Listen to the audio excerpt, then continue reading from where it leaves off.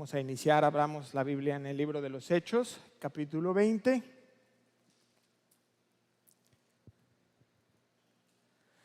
Un saludo a todas las personas que nos enlazan por internet. Les mandamos un saludo caluroso y fraternal a todos y cada uno de ellos. Hechos 20. Y vamos a ir desde el verso 13. ¿Ya está conmigo? Listos, vamos juntos. Nosotros, adelantándonos a embarcarnos, navegamos a Asón para recoger allí a Pablo, ya que así había determinado, queriendo él ir por tierra. Cuando se reunió con nosotros en Asón, tomándole a bordo, vinimos a Mitiliné. Navegando de allí, al día siguiente llegamos delante de Quío y al otro día tomamos puerto en Samos. Y habiendo hecho escala en Trogilio, al día siguiente llegamos a Mileto, porque Pablo se había propuesto pasar de largo a Éfeso para no detenerse en Asia, pues se apresuraba para estar el día de Pentecostés, si le fuera posible, en Jerusalén. Enviando pues desde Mileto a Éfeso, hizo llamar a los ancianos de la iglesia. Verso 18, cuando vinieron a él, les dijo: vosotros sabéis cómo me he comportado entre vosotros todo el tiempo, desde el primer día que entré en Asia, sirviendo al Señor con toda humildad y con muchas lágrimas y pruebas que me han venido por las acechanzas de los judíos.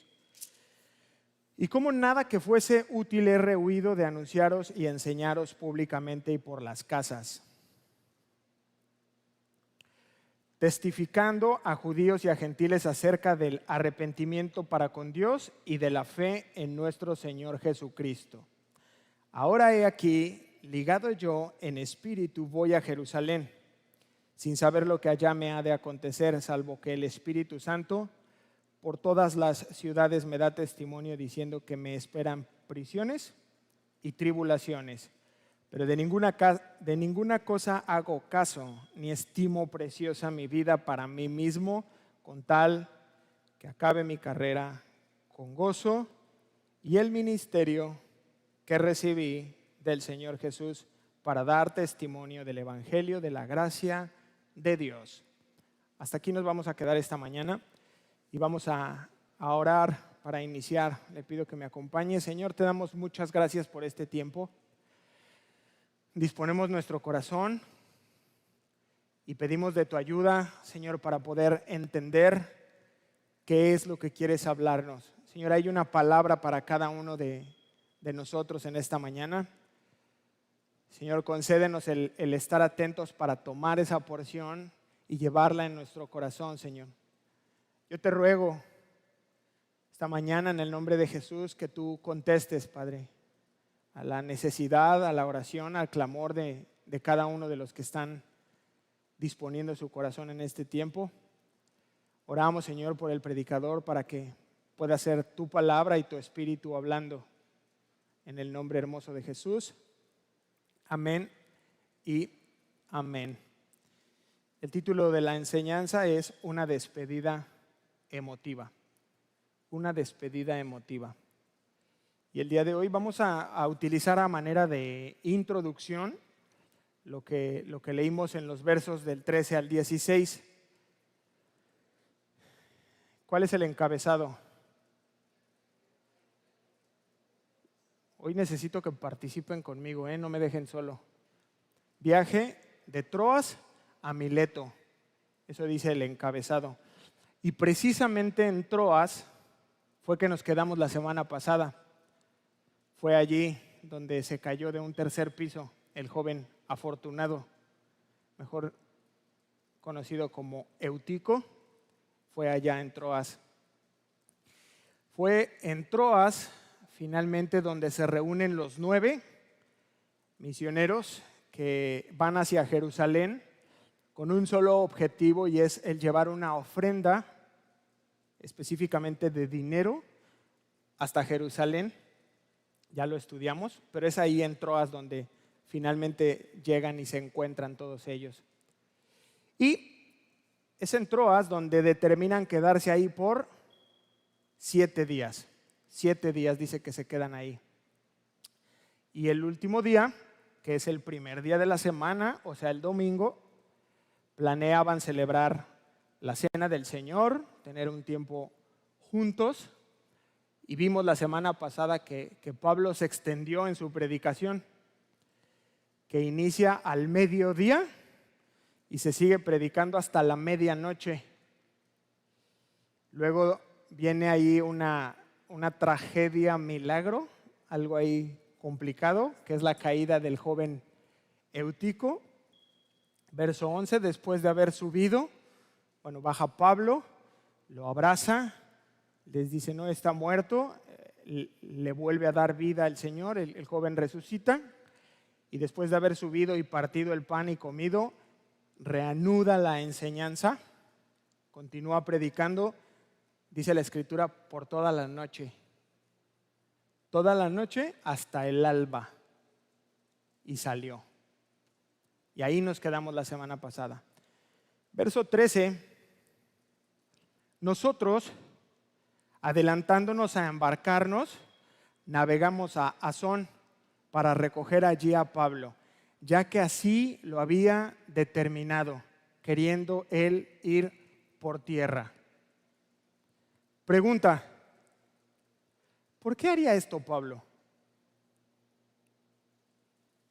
Piense, ¿qué se le ocurre? Pensaba yo en 3 opciones. Número 1, probablemente les pide que se adelanten y él quiere regresarse a ver a Eutico, ver que sí está bien, que si se fracturó esté mejorando, y se regresa a visitarlo. Puede ser una opción. Tal vez necesitaba él un tiempo a solas con Dios y entonces determina que ellos se adelanten para que él tome este tiempo a solas con Dios mientras viaja por tierra. O la otra cosa que pude pensar es que era por prudencia, porque ya habían intentado una vez matarlo. Entonces, para romper un poco los esquemas, les dice adelántense y yo me voy por tierra. No lo sabemos exactamente, pero sí sabemos que él determina que el equipo se adelante, que los otros 8, incluyendo a Lucas, se vayan en barco y que él los va a alcanzar por tierra. Versículo 14, cuando se reunió con nosotros, sigue narrando Lucas en Asón, tomándole a bordo, vinimos a Mitiline. Versículo 15, navegando de allí al día siguiente llegamos delante de Quío y al otro día tomamos puerto en Samos. Y habiendo hecho escala en Trogilio, al día siguiente llegamos a Mileto. Porque Pablo se había propuesto pasar de largo a Éfeso para no detenerse en Asia, pues se apresuraba para estar el día de Pentecostés, si le fuese posible, en Jerusalén. Este es un resumen muy rápido que nos da Lucas de cómo fue que se desplazaron. Troas estaba arriba, entonces cómo comienzan a viajar, primero por tierra, luego se encuentran ya con Pablo, toman un barco y visitan 3 puertos, 2 de ellos en islas, que eran Quío y Samos, hasta finalmente llegar a Mileto, que es lo que nos interesa. Porque es aquí en Mileto en donde se va a desarrollar la historia que vamos a estudiar el día de hoy. Y ahora sí, vamos a entrar de lleno. Verso 17 tiene un encabezado: discurso de despedida de Pablo en Mileto. Creo que es claro para todos nosotros que Pablo amaba a la iglesia entrañablemente. Y dice el verso 17 que enviando pues desde Mileto a Éfeso, hizo llamar a los ancianos de la iglesia. Y entonces venimos estudiando desde la semana pasada que ya Pablo ya se está despidiendo. ¿Se acuerdan en Troas?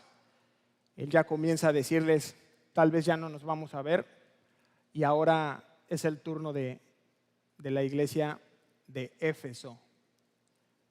Pero Pablo lleva prisa, entonces no quiere irse a meter a Éfeso Y entiendo también que por sabiduría, ¿no? Por todo lo que podría involucrar la despedida y las emociones, él determina llegar ahí y desde Mileto mandar una comitiva y decir, ¿sabes qué llama? Pero ¿a quién manda llamar? ¿Lo notó?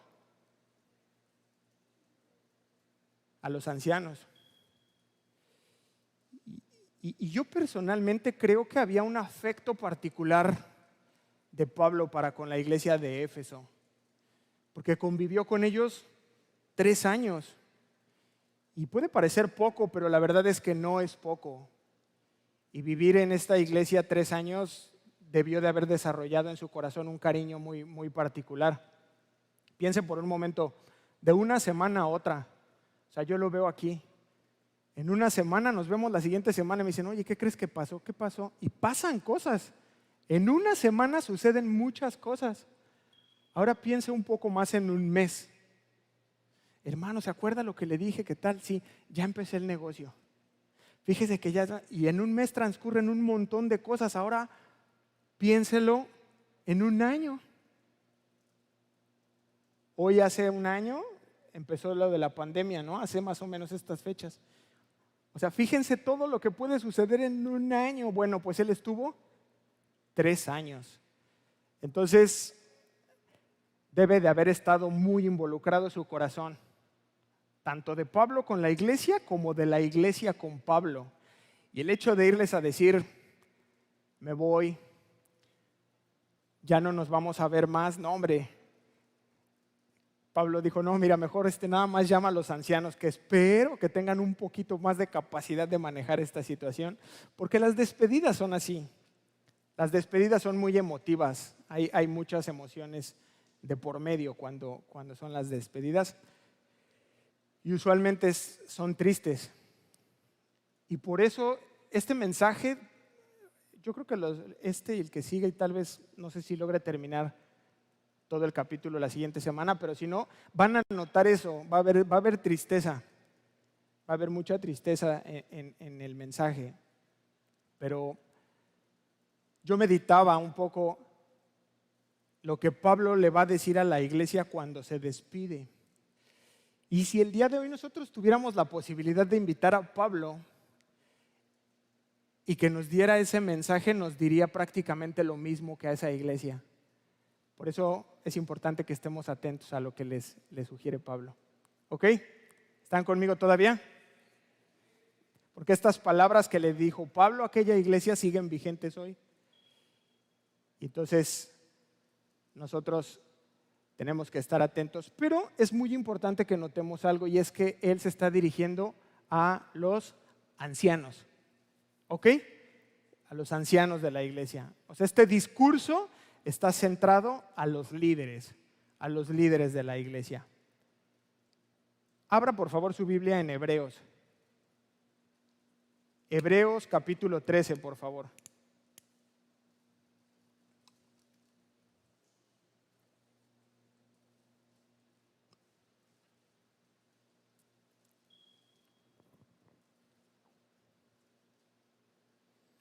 Trece, 17. ¿Ya está conmigo? ¿Sí? Vamos a leerlo.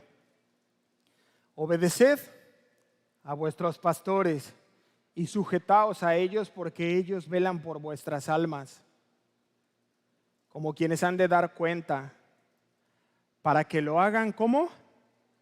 Con alegría y no quejándose, porque esto no es provechoso. Entonces, este discurso está dirigido a los líderes. Se les llama obispos, se les llama pastores, es lo mismo. Está dirigido a ellos, y es que es nuestra responsabilidad el velar por sus almas, y es una gran responsabilidad. Pero a ustedes les toca ¿qué? Obedeced y sujetaos. ¿Para qué? Dice el verso en Hebreos. Para que lo hagamos ¿cómo? Con alegría y no quejándonos. ¿Y cómo se hacen estas cosas con alegría? Yo le voy a decir desde aquí que genera alegría en mi corazón. Que usted llegue temprano. Eso llega a generar alegría en mi corazón. Porque usted no sabe todo el esfuerzo que implica preparar una enseñanza, las horas que se dedican. Y esto se los digo por el sacrificio que implica mi familia. Ellos son los que pagan la factura. Y lo hacemos con muchísimo amor. Pero cuando usted llega tarde, es una falta de respeto para mí. Como no me interesa lo que tú hagas, cuánto tiempo le dediques, yo llego a la hora que quiero. Y cuando usted llega temprano, eso alegra mi corazón. Cuando no se duerme en la reunión, alegra mi corazón. Así como veo a algunos que de pronto cabecean, veo a otros que no cierran los ojos y que están así atentos. Eso alegra mi corazón. Que usted es diligente y apaga su teléfono para no distraerse a usted ni a los demás, eso alegra mi corazón. Porque habla de un respeto a Dios, a su palabra, a este tiempo, a este día que es el día del Señor. Amén. Y solo le resta orar por nosotros. Porque hay gente que forma parte del liderazgo de esta iglesia. Ahora igual estamos orando por más hermanos que fortalezcan el cuerpo de ancianos de la iglesia. Entonces, ore por nosotros. Señor, que lo haga con alegría, porque a veces nos habla muy áspero, ¿no? Ore por nosotros. Y porque tal vez en su corazón está también el deseo ahí vibrando, ¿no? Dice la Escritura que el que desea obispado, buena cosa desea. Y no lo sabemos, ¿eh? El día de mañana a lo mejor alguno de ustedes esté aquí compartiéndonos algo y formando parte de este cuerpo. Entonces, ore por favor. Y si no cerró su Biblia, ahí mismo en Hebreos 13:17, porque esto nos va a conectar con lo que sigue. Hebreos 13:17 dice: acordaos de vuestros pastores que os hablaron la palabra de Dios. Considerad cuál haya sido el resultado de su conducta imitad su fe. Y esa es mucha de nuestras funciones dentro de la iglesia como pastores y como líderes, el hecho de poder ser ejemplos para ustedes, no solo con lo que decimos, sino que nuestra vida es congruente, es consistente, y ustedes lo ven y quieren imitar la fe de nosotros. Y Pablo lo tenía muy consciente. Y entonces lo que va a hacer ahorita a continuación en esta despedida es ponerse él como ejemplo. Se pone como ejemplo de conducta. Vamos a leerlo. Ahora sí regresen a Hechos 20, por favor. Les dije que nos íbamos a mover mucho hoy sobre la Escritura. Hechos 20:18. Cuando vinieron a él, entonces llega a Mileto, los manda a llamar en Éfeso, y se cuadra muy bien la reunión ahí, llegan. Esto es muy especial. Verso 18, cuando vinieron a él les dijo, y comienza el discurso de Pablo hacia los líderes de Éfeso. Vosotros sabéis cómo me he comportado entre vosotros. ¿Cuándo? Todo el tiempo, les dice. Desde el primer día que entré en Asia, haciendo alusión al primer viaje misionero. Entonces, dese cuenta de esta parte. Pablo es el que se pone de ejemplo y usa su vida para hablarles en este discurso. Pero lo que habla él es de su vida, pero ¿en cuanto a qué? A su conducta. A su conducta. No vayan. Más adelante, bueno, en este momento él ya la escribió, primera carta a los Corintios 4:16, dice: por tanto os ruego que me imitéis. Les está diciendo. ¿Por qué dice esto Pablo? ¿Será acaso que Pablo es perfecto? No, para nada. No hay nadie perfecto, solamente el Señor Jesús. Primera de Corintios 11:1 dice Pablo: sed imitadores de mí, así como yo de Cristo. En esto era en lo que Pablo se mantenía concentrado, en los rasgos de carácter de Cristo. Y entonces, al estar concentrado él en la personalidad de Cristo, en consecuencia, su vida comenzaba a tener una conducta adecuada y correcta, respetuosa, mesurada, bien templado, porque eso era lo que él tenía en mente. Siempre, la persona de Jesús, constantemente. ¿Qué hubiera dicho Jesús? Esto es un buen filtro para nosotros. Cuando estés en medio de una situación y no sabes qué hacer, no sabes qué decir, ¿qué diría Jesús? ¿Qué haría Jesús? ¿Cómo trataría esto Jesús? Y en esa medida es que podemos ir teniendo una conducta bíblica. Y claro, después de tantos años, él ya templado le escribe a Timoteo una carta. La primera carta a Timoteo, en el capítulo 4, verso 12, dice: sé ejemplo. Ahí va. Sé ejemplo a los creyentes. Y le dicen que en palabra, en conducta, en amor, en espíritu, fe y pureza. Y esto nos revela mucho entonces de la perspectiva que tenía Pablo. O sea, Pablo no se centra en técnicas, ¿no? Vamos a ver los 12 pasos y vamos a hacerlo para que entonces tu personalidad sea transformada. No, él no tiene técnicas, sino que el éxito radica en una actitud piadosa. Que hablábamos un poco de la piedad, ¿no? No es una técnica, sino una actitud piadosa. En un proceso de desarrollar esta actitud piadosa.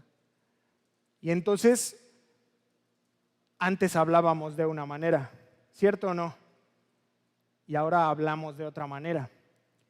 Platicaba con mi hijo hace un par de semanas y está teniendo contacto con amigos ya más grandes y hemos escuchado, ¿no? que de pronto usan palabras, pues que todos conocemos, ¿no? Groserías.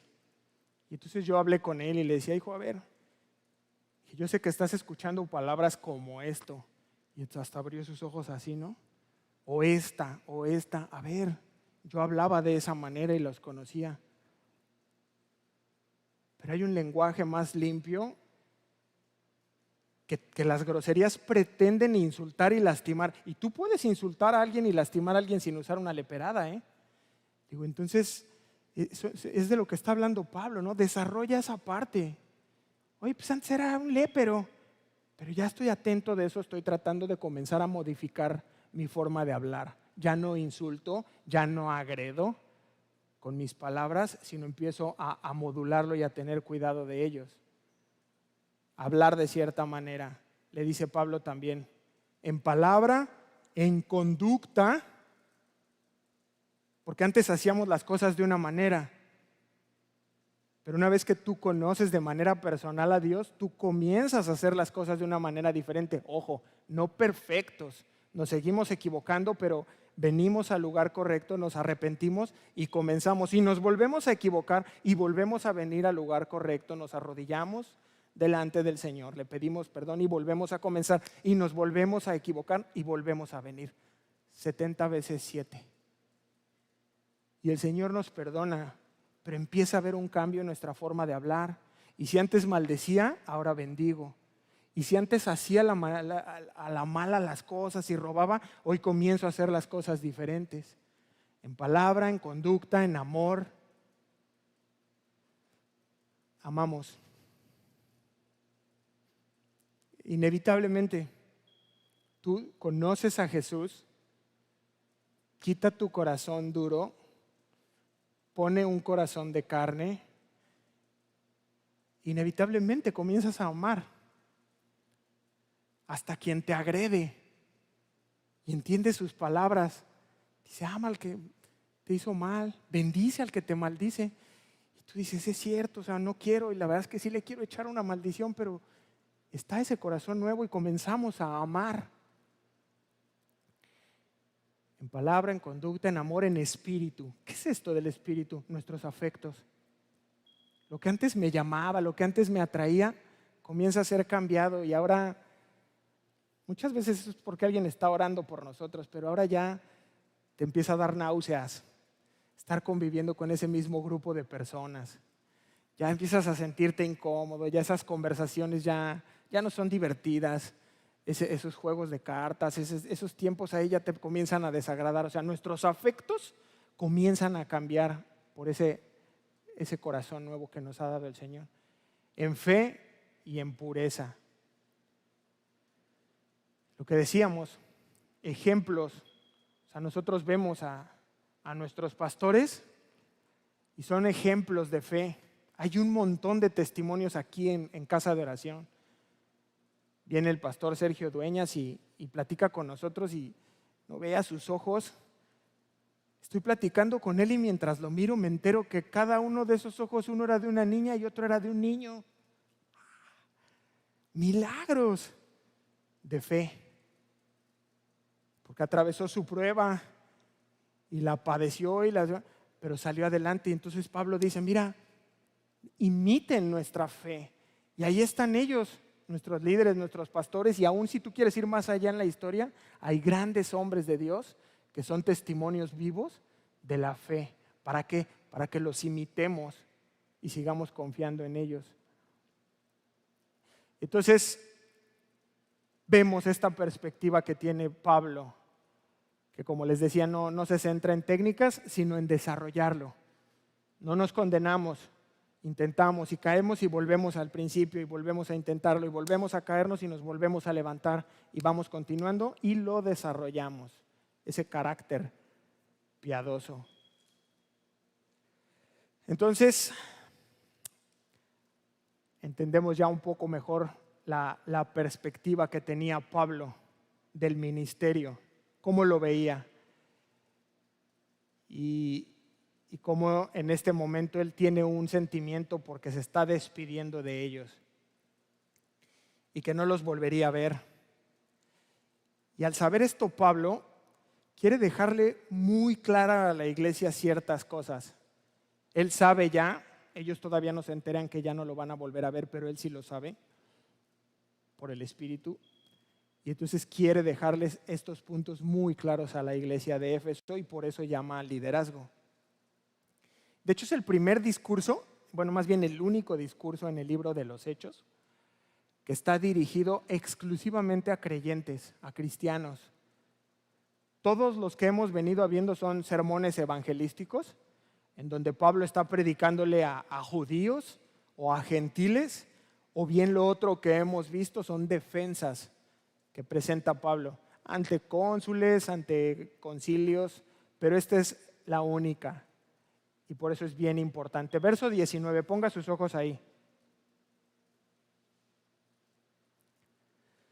Sirviendo al Señor, aquí está el primer punto, con toda humildad y con muchas lágrimas y pruebas que me han venido por la acechanza de los judíos. Sirviendo al Señor con toda humildad. Y es que el servicio a Dios es como la primera dimensión que se tiene del ministerio. Todo hijo de Dios es un siervo de Dios. Y él lo sabía, y tan lo sabía que constantemente se lo tenía que estar recordando. Y si lo vemos nosotros, primera carta a los romanos, bueno, más bien Romanos 1:1, Pablo, siervo de Jesucristo, llamado a ser apóstol. Gálatas 1:10, pues, ¿busco ahora el favor de los hombres o el de Dios? ¿O trato de agradar a los hombres? Dice Pablo, pues si todavía agradara a los hombres no sería siervo de Cristo. Entonces, él se sabía siervo de Dios. Y constantemente lo estaba escribiendo en sus cartas, casi en todas se presenta así. Y la pregunta para ti y para mí esta mañana es, ¿cómo te ves tú? No, pues yo soy un ser humano, ¿ok? No, pues soy una persona. Yo soy un creyente. Porque Pablo se vio en un momento salvado por Cristo e inmediatamente desea agradar a Dios y ponerse en su servicio, formarse en la fila, comenzar su carrera y empezar a avanzar en esto. Colosenses 1:7 dice, como lo habéis aprendido de Epafras, nuestro consiervo amado. Es que así es, hermanos, para todos y cada uno de nosotros. Por eso es difícil explicar a un creyente que no esté en servicio. Y no estoy hablando específicamente de un ministerio dentro de la iglesia, sino donde quiera que tú estés, tendrías que estar prestando un servicio de evangelista, de profeta, de siervo, donde estés, porque eres creyente. Y en automático tu corazón regenerado es: ¿cómo te podría pagar, Señor? Aquí está mi vida, es tuya, te pertenece, haz con ella lo que quieras. Y esto es de lo que está hablando Pablo. Existe un refrán que dice que el que no vive para servir, no sirve para vivir. ¿Qué opina? Ya está dentro de la primera carta de Sergio a los cancunenses, capítulo 4, verso 16. ¿Qué opina? Mire, personalmente, yo no encuentro un privilegio más elevado para un ser humano que servir. Es lo más alto, lo más sublime a lo que un ser humano podría aspirar. Es un gran privilegio.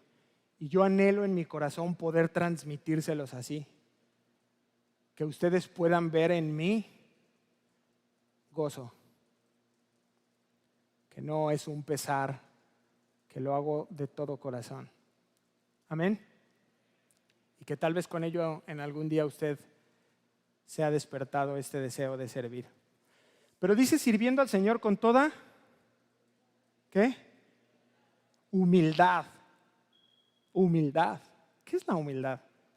Mire, fue algo que Pablo tuvo siempre muy claro en su vida. Yo creo que tenía mucho peso el aguijón del que nos habla la Biblia, que era siempre un techo, ¿no? Que lo mantenía siempre que él quería levantarse, el Señor lo tenía con su aguijón. Y él tenía entonces una forma correcta de verse a sí mismo y siempre muy mesurado. Nunca se creyó más de lo que era. Vemos, por ejemplo, cuando hay en Corinto un conflicto, Pablo les escribe: ¿Qué pues es Pablo? ¿Y qué es Apolos? Servidores. Eso él mismo se veía ahí. Nadie, ni Apolos es más, ni Pablo, solo somos servidores por medio de los cuales habéis creído. Y eso según lo que cada uno concedió el Señor. Primera de Corintios 3:5. Y luego también dice en Primera de Corintios 15:9, porque yo soy el más pequeño de los apóstoles, que no soy digno de ser llamado apóstol, porque perseguía a la iglesia. Entonces Pablo siempre tuvo un concepto de sí mismo muy mesurado, humilde. Y la pregunta es, ¿por qué entonces algunos de nosotros nos equivocamos y llegamos a pensar que tenemos un talento, ¿no? Una competencia, cuando los verdaderos hombres y mujeres de Dios son personas humildes? Y yo creo que es algo que tenemos que ser tratados todos. Que en algún momento suceden cosas en nuestra vida, Dios nos usa para alcanzar, para hablarle a alguien. Y, no, es que viste qué tremendo le hablé. No, es que Dios me usó. Y hay un orgullo ahí oculto. Y todos y cada uno de nosotros tenemos que estar podándolo constantemente y estar cuidando de no creernos más de lo que somos. Porque la verdad es que no. La verdad es que somos indignos, que no somos merecedores de ese favor de parte de Dios. No que seamos competentes por nosotros mismos para pensar algo como de nosotros mismos, sino que nuestra competencia proviene de Dios. Segunda carta a los Corintios 3:5. Y ahora vamos a ver la segunda característica de un siervo de Dios. Continúa diciendo el versículo en Hechos: y con muchas lágrimas y pruebas que me han venido por las acechanzas de los judíos. Esta es la otra característica, hermanos, de los ancianos, obispos, pastores, y es esa capacidad, diga capacidad, es la capacidad de soportar el dolor, estar dispuesto a soportar el sufrimiento. Y dicho esto, ¿cuántos pueden decir, quiero servir? ¿Sí? ¿Sí le interesa o no? Es que esta es la verdad, ¿eh? Y la Biblia no lo oculta y yo no lo voy a ocultar. A veces nos dicen así de, no, ven a Cristo y todos tus problemas se te van a arreglar. No es cierto, ¿no? Es que te estás divorciando y no, mira, ven a Cristo y se va a arreglar tu matrimonio. No necesariamente.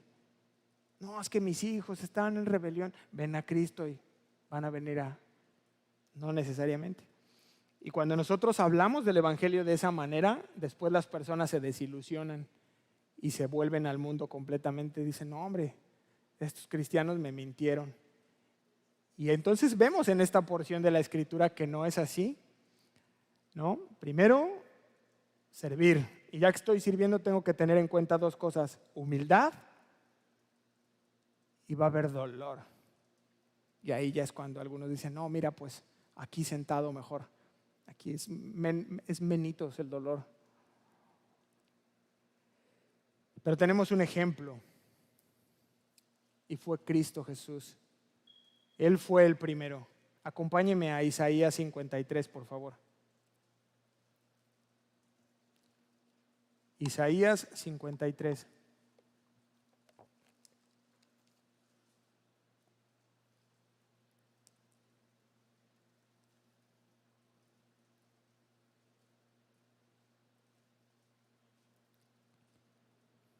¿Está conmigo?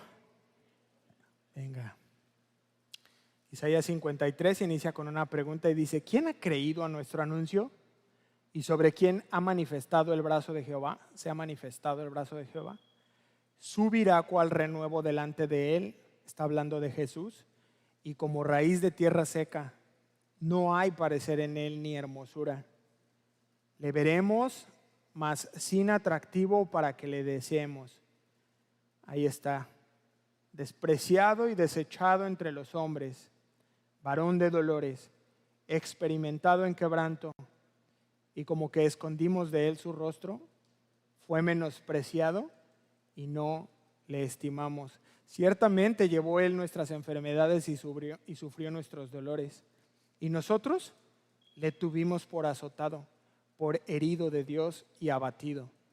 Mas él herido fue por nuestras rebeliones, molido por nuestros pecados. El castigo de nuestra paz fue sobre él y por su llaga fuimos nosotros curados.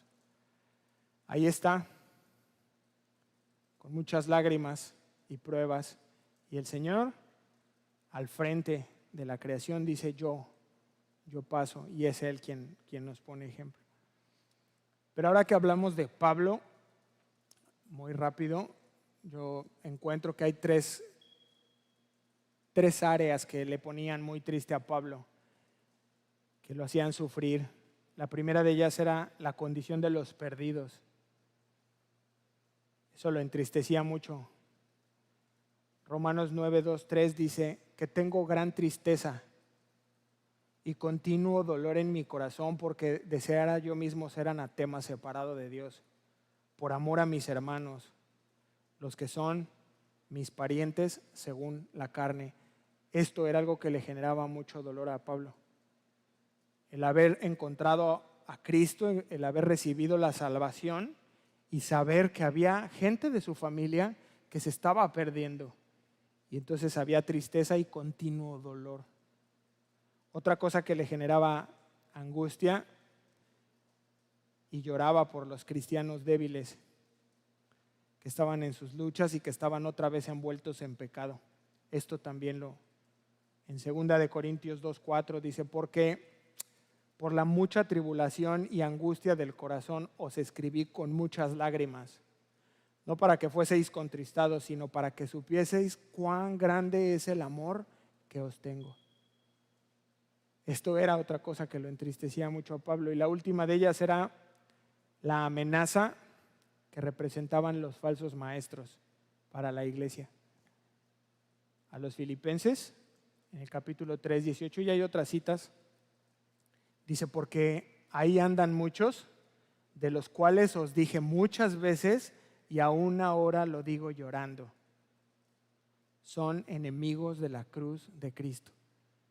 Esta era otra de las cosas que entristecía mucho su corazón. Y entonces ahora con esto podemos medir lo que para el mundo es un ministerio exitoso, ¿no? ¿Cuántas personas hay en tu iglesia? Y esa es la manera en que el mundo mide el éxito de una iglesia o de un ministerio. ¿Cuántos títulos tienes? O ahora está muy de moda suscriptores, ¿no? ¿Cuántos likes, cuántos suscriptores tienes? ¿Cuántos seguidores en internet tienes? La pregunta es, ¿esto será un indicador de un ministerio exitoso? Yo concluyo que la verdadera medida del éxito de un ministerio es un servicio enfocado en Dios,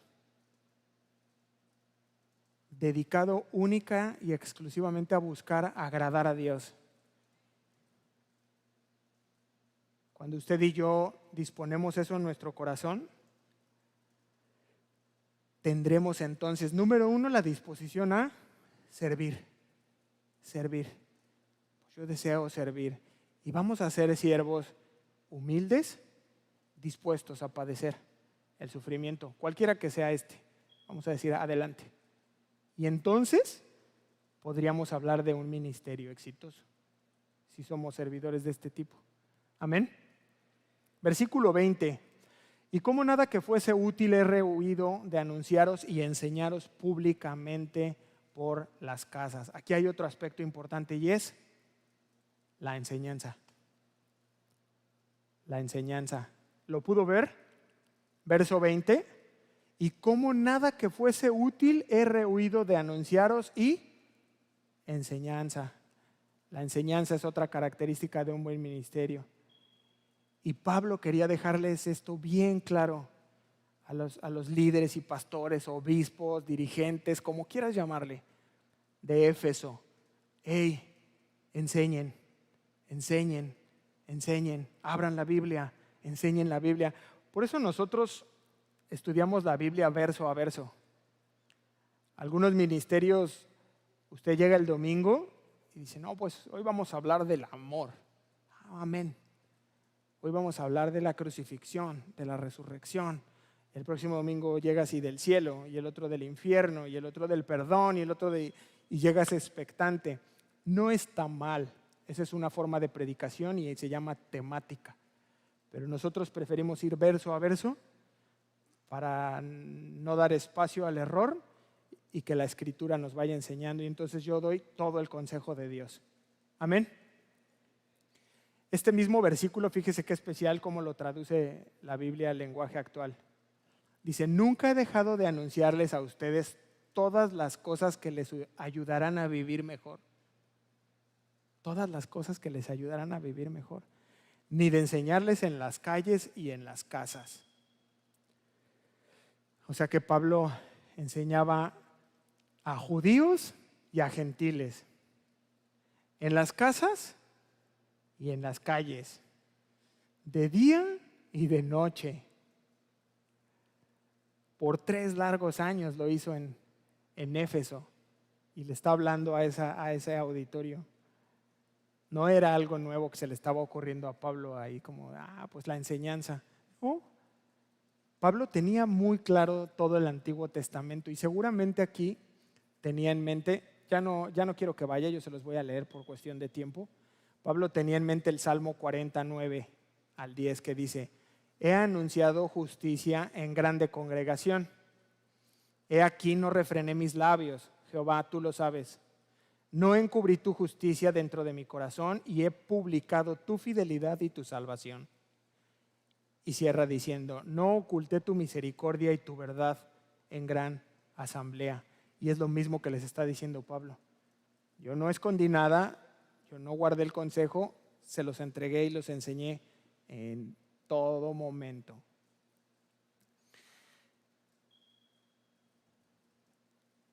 Acompáñeme al libro de Ezequiel, por favor. Ezequiel 33, 7.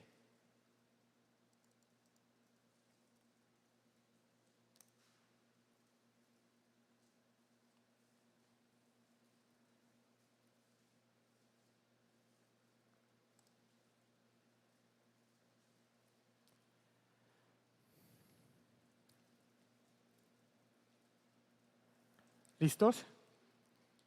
Ezequiel capítulo 33, versículo 7 dice: a ti pues, les habla a ustedes, y a mí. A ti pues, hijo de hombre, te he puesto por atalaya en la casa de Israel. Y oirás la palabra de mi boca y los amonestarás de mi parte. Cuando yo dijera al impío, impío, de cierto morirás, fíjese bien, con cuidado ahí. Si tú no hablares para que se guarde el impío de su camino, el impío morirá por su pecado, pero su sangre yo la demandaré de tu mano. Verso 9. Y si tú avisares al impío de su camino para que se aparte de él, y él no se aparta de su camino, él morirá por su pecado. Pero tú libraste tu vida. ¿Sí? Entonces fíjense qué importante es esto. Es una gran responsabilidad. Ahí hay un reto delante de nosotros. Y es la responsabilidad que conlleva el conocimiento, la verdad. Entonces dice Dios: a ver, yo los dejo a ustedes como atalayas de la iglesia. Si hay un pecado y está implícito que Dios te lo hace saber a ti, dile a tu hermano que corrija esta parte. Dile a tu hermana que deje de hacer esto, que deje de hacer aquello. Y tú lo dices, su sangre ya no es sobre ti. Pero si Dios te lo hace saber y tú no le dices nada a la persona, dice: la persona de todas formas morirá por su pecado, porque la paga del pecado es la muerte, mas la vida eterna es dádiva en Cristo Jesús. Pero tu responsabilidad y mi responsabilidad es hacérselo saber. Y esto es de lo que hablaba Pablo. Yo no he guardado el consejo, yo les he dicho. Y cuando hay que reprender a alguien, se reprende, ¿no? Oye, ¿pero es agradable? No. No, a nadie le gusta, por ejemplo, que te digan que estás de chismoso. Oye, ¿entonces no te digo nada hasta que fracciones la iglesia?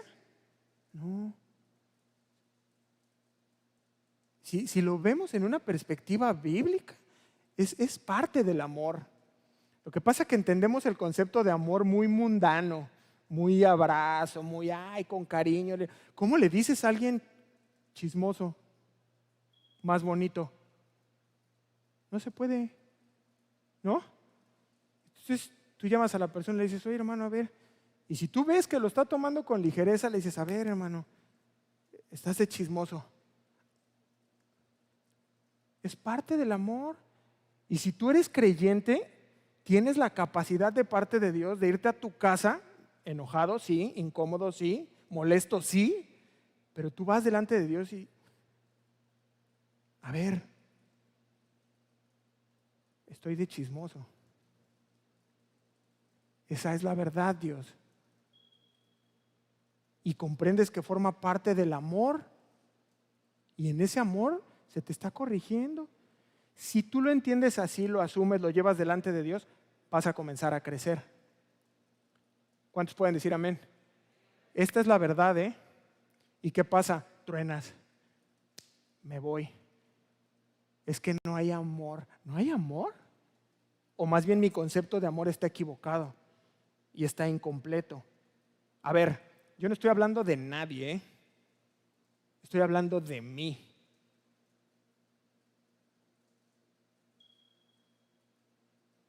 Así fue. Oye, hermano, a ver, ven. ¿Qué? ¿Yo? Pues debe haber que chismosas las mujeres. ¿Sí, no? Es que es la carne. Inmediatamente busca para dónde hacerse. Y pues mira la mujer que tú me diste. Forma parte de la naturaleza del hombre el hacerte a un lado, el argumentar, el justificarte. ¿Yo? ¿Chismoso? Piénsalo. Y me tuve que ir a solas con Dios. Y pues no estoy de acuerdo, estoy incómodo, pero tengo que asumir. Y si un líder de la congregación me está diciendo que estoy de chismoso, no te hagas a un lado, Sergio. Asume. Estás de chismoso. ¿Y qué cree? empecé a crecer. Y así podríamos hablar de muchos ejemplos, ¿eh? No me estoy metiendo con nadie, estoy hablando de mí. Pero no aguantamos, hermanos. Nada. Y entonces yo te pregunto esta mañana, ¿a qué vienes a la iglesia si ya eres perfecto? Entonces compártenos cómo llegaste a ese punto. Háblanos. ¿Sí? ¿Están conmigo o no? Y esto es de lo que estamos viendo esta mañana. Dice Pablo, mira, yo no voy a rehusar el consejo. Si te enojas, dijera un conocido que tenemos, pásatela con agua o con coca, o si te gusta el café, con café. Es el consejo de Dios. Mi intención jamás nunca va a ser lastimarte. Eso por favor sépanlo de una vez. Pero a ver, que cómo le dices chismoso a alguien sin que le pegue.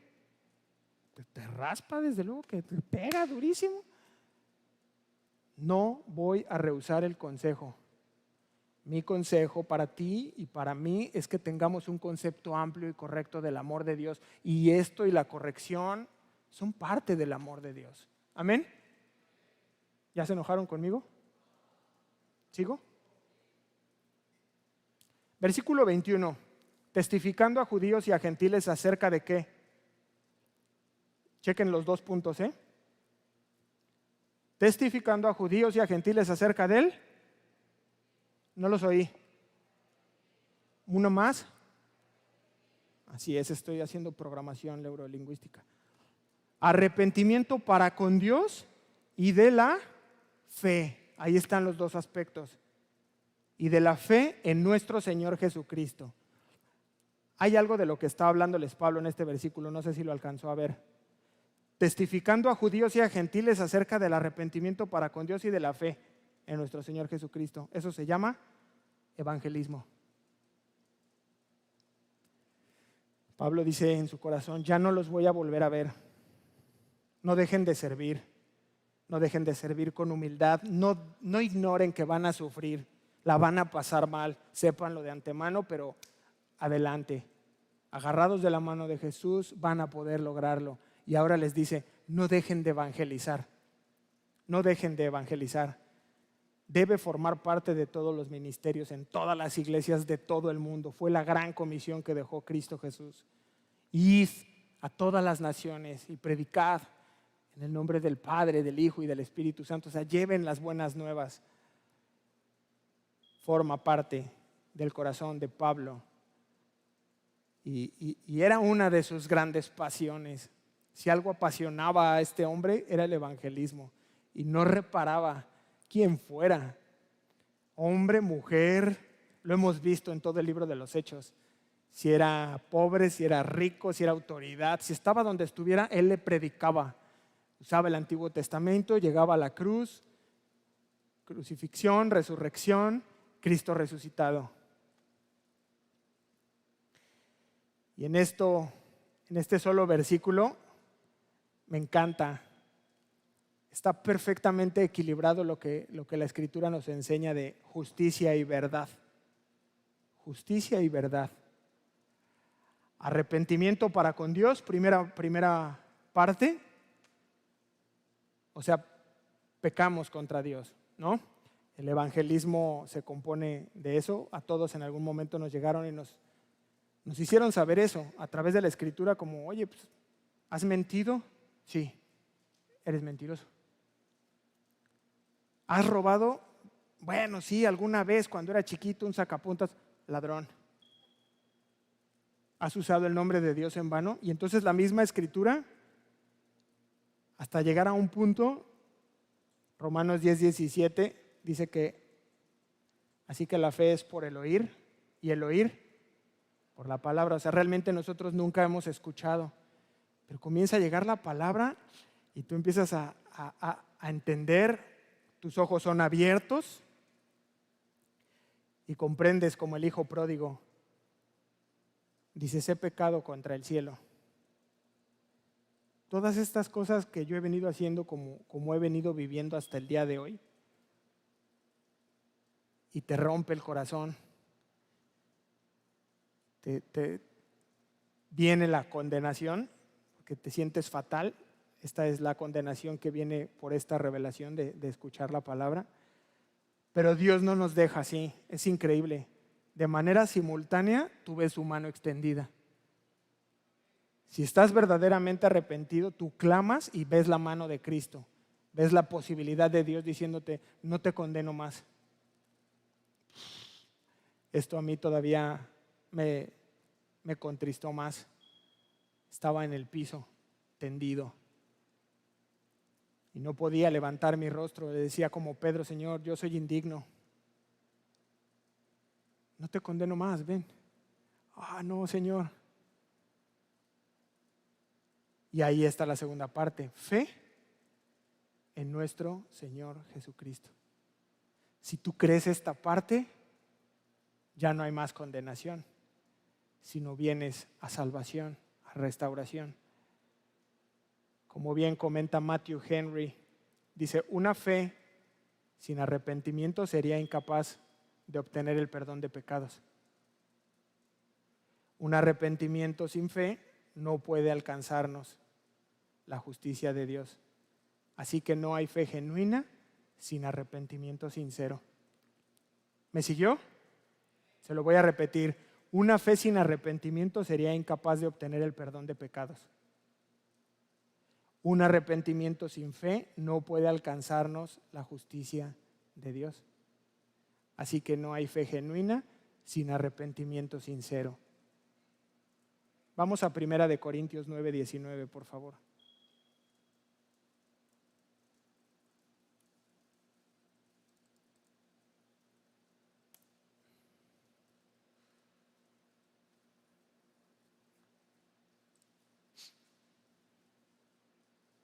Primera carta a los Corintios, capítulo 9, verso 19. Por lo cual, siendo libre de todos, me he hecho siervo de todos para ganar un mayor número. Ahí está el corazón evangelista de Pablo. Me he hecho a los judíos como judío para ganar a los judíos. A los que están sujetos a la ley, y aclara, aunque yo no sujeto a la ley, como sujeto a la ley para ganar a los que están sujetos a la ley. Verso 21, a los que están sin ley, como si yo estuviera sin ley, no estando yo sin ley de Dios, sino bajo la ley de Cristo para ganar a los que están sin ley. Me he hecho débil a los débiles para ganar a los débiles. A todos me he hecho de todo, para que todos, de todos modos, salve a algunos.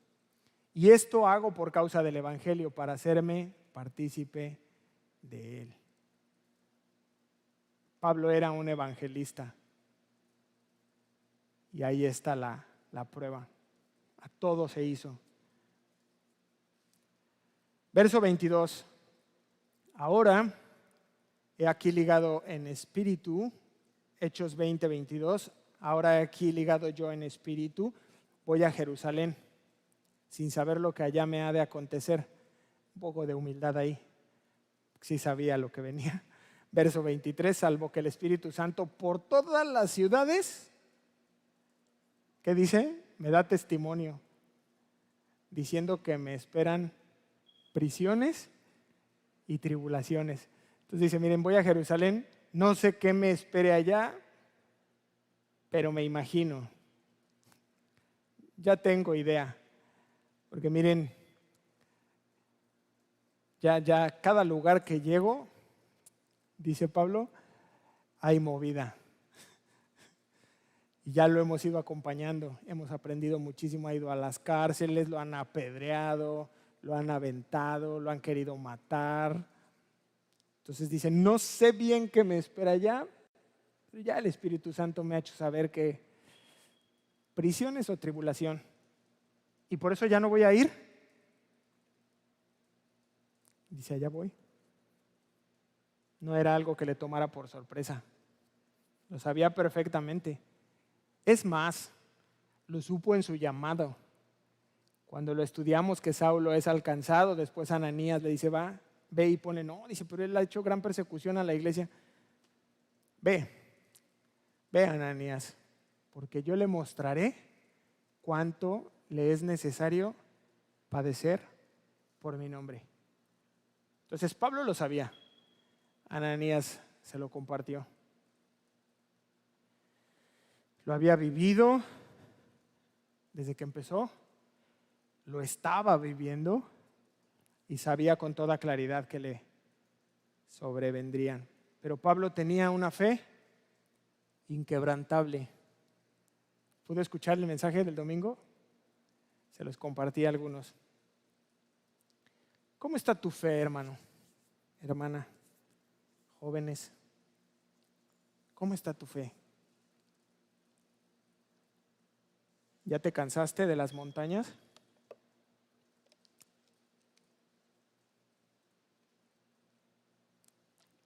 ¿Vas a dejar la carrera?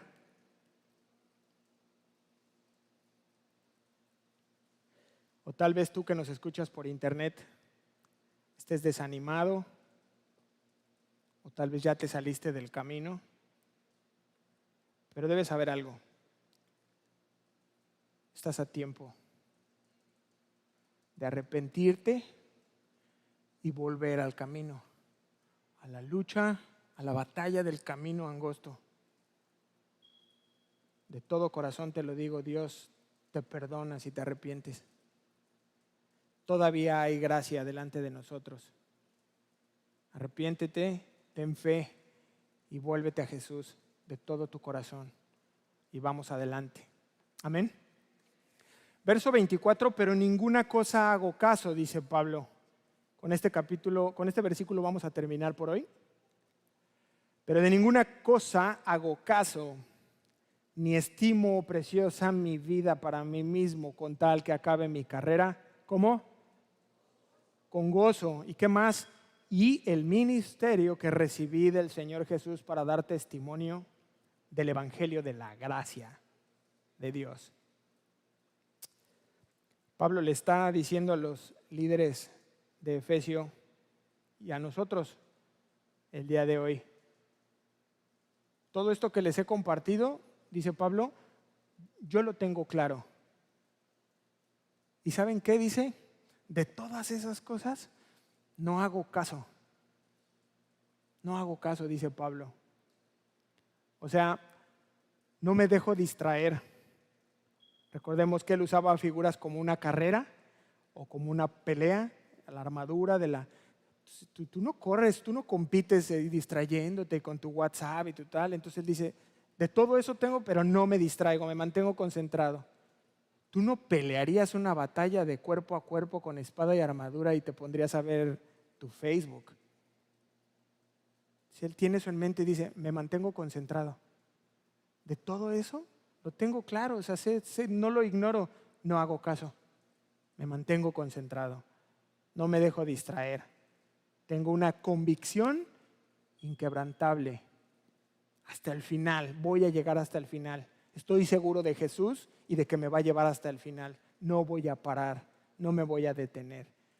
Y entonces surge un último impedimento: nuestra propia vida. Nuestra propia vida. Y lo que nos está diciendo es que como muchas veces nosotros la estimamos preciosa.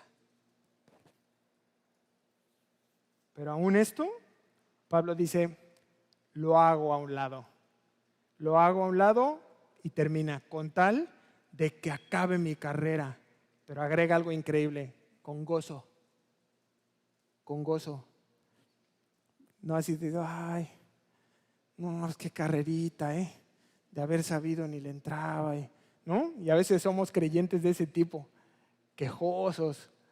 Ay, no, dice todo lo hago a un lado, nada importa, sino llegar a la meta, a la carrera, pero que llegue con gozo, no arrastrándome, ahí quejándome, ¿no? Dice con gozo. Por eso creo que la Biblia nos llama a hacer sacrificios vivos. En Romanos 12:1 dice, así que hermanos, os ruego por las misericordias de Dios que presentéis vuestros cuerpos en sacrificio vivo, santo y agradable a Dios, que es vuestro culto racional. Yo no sé si tú lo has pensado, pero dices, Dios, ¿cómo te puedo pagar? ¿Cómo yo podría pagar lo que hiciste tú en la cruz? Ese perdón por mí y por toda tu creación es increíble. Y entonces nos dice la Biblia, mira, la única manera que tú tienes es de manera consciente, inteligente, entendida, concentrada, es que tú pongas tu vida a Dios. Diga, Dios, aquí está mi vida, tómala. Este es mi sacrificio, es mi culto para ti. Agradable, vivo. Un sacrificio de gozo. No como, ay, pues ya no voy a estar de chismoso, pues, porque pues, o sea, me fascina el chisme, pero pues bueno, pues ya como es antibíblico, sino con gozo. Dices, voy a dejar de tomar esas pastillas. Ya es momento de que deje ese fármaco. Es momento de que deje ya la televisión. Es momento de que deje la pornografía. Ya es el tiempo que comience a tomarme esto en serio. Ha llegado la hora que deje de jugar a ser cristiano y presente mi vida, mi mente, mi cuerpo, mis emociones, todo mi ser en sacrificio santo, santo, agradable a Dios. Ya es la hora. Ya es la hora. Y el ministerio, porque Pablo tenía un ministerio y por eso se estaba dirigiendo a líderes. Le dice, ustedes tienen un ministerio hoy y es la iglesia de Éfeso. Entonces terminen su carrera. Pues dejen de quejarse, háganlo con gozo y concluyan el ministerio que recibieron, no de Pablo. Yo les enseñé la escritura, dice, pero ese llamado, ese lo recibieron de Dios. El ministerio que recibí del Señor Jesús para dar testimonio del evangelio de la gracia. Este debe ser nuestro objetivo, hermanos. De todo cristiano, no necesariamente, aunque está dirigido a líderes, es algo para nosotros como creyentes. No solo terminar, que a lo mejor ni lo habías contemplado, es una carrera, no es de velocidad, es un maratón, resistencia, permanecer corriendo. No solo tienes el llamado a terminar con gozo la carrera, sino a cumplir con éxito el ministerio, en este caso para mí. ¿Se puede? Es pregunta, ¿se puede o no se puede terminar? Sí se puede. ¿Y por qué lo crees, Sergio? Porque Cristo lo hizo. Porque Él lo hizo por nosotros, fue el primero y dejó abierto para que todo aquel que crea pueda hacerlo, confiado, tomado de su mano, lleno de fe en el evangelio de la gracia. No por nada que yo haga, sino porque confío en Jesús y en que voy a terminar mi carrera. Y entonces Pablo le escribe a Timoteo, segunda de Timoteo 4:7, he peleado la buena batalla, he acabado la carrera, he guardado la fe. Pablo lo logró. Cristo lo logró, Pablo lo logró y usted y yo podemos lograrlo. Amén. ¿Cómo lograrlo? Y termino con esto, teniendo una perspectiva correcta de lo que es el ministerio. En 4 dimensiones. Regáleme 30 segundos de atención y con esto voy a terminar. Número 1, yo con Dios. Es la primera. ¿Cómo? En el servicio. Primera dimensión. Después, hacia la iglesia. ¿Y cómo va a ser esto? Enseñando la palabra. ¿Sí? Yo con Dios, yo con la iglesia, hacia los perdidos, evangelizando, compartiéndole las buenas noticias, sin hacer a un lado esta parte que condena. Es necesaria compartirla dentro de la evangelización. Y por último, hacia ti mismo. Cuídate de ti mismo. Amén. Hacia con Dios, hacia con la iglesia, hacia con los perdidos y conmigo mismo. Amén. Vamos a ponernos de pie para terminar.